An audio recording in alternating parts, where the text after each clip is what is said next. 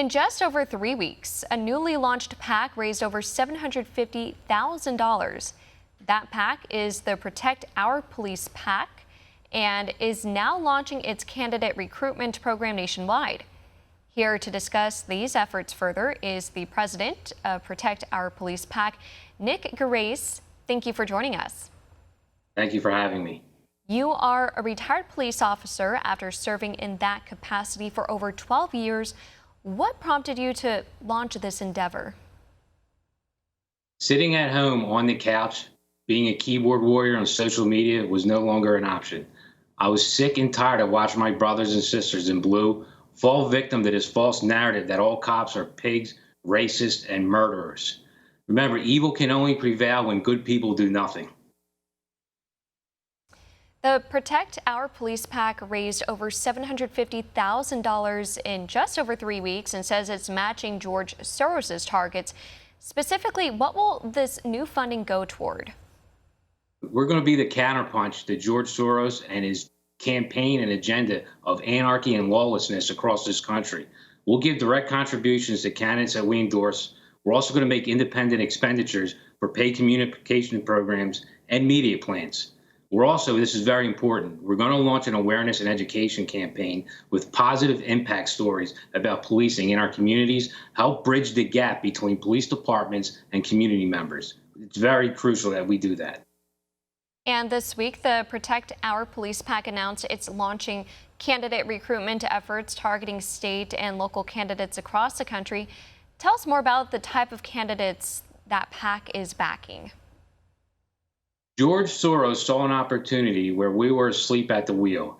He got involved in these local and state races with these elected positions that really affect our police departments. This is where our elected officials are having an all-out assault on police departments. We want to identify positive pro-police candidates that will fully fund police departments, not defund, and help cops do their job safely and effectively. And this is a crazy idea here, but we're actually going to put violent criminals in prison. If they are found guilty in our criminal justice system, ride it out and let them go to prison and serve their terms out.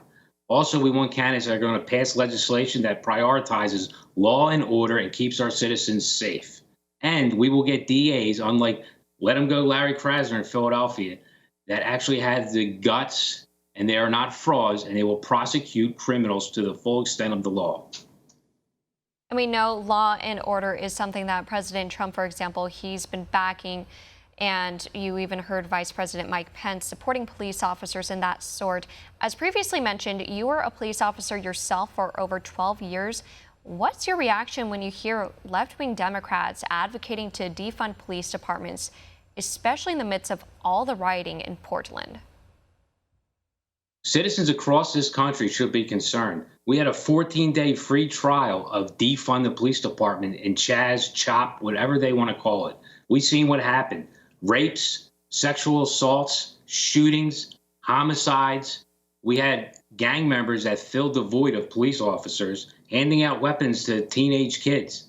They're strong-arming businesses, civilians, and homeowners for protection money.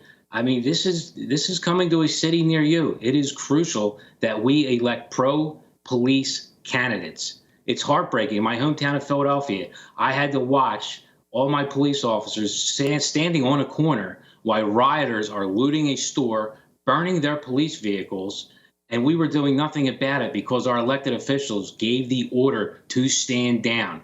And not only did we have to stand down, after we made arrests, the mayor and the prosecutor, with a wave of a hand, got rid of 700 criminal citations.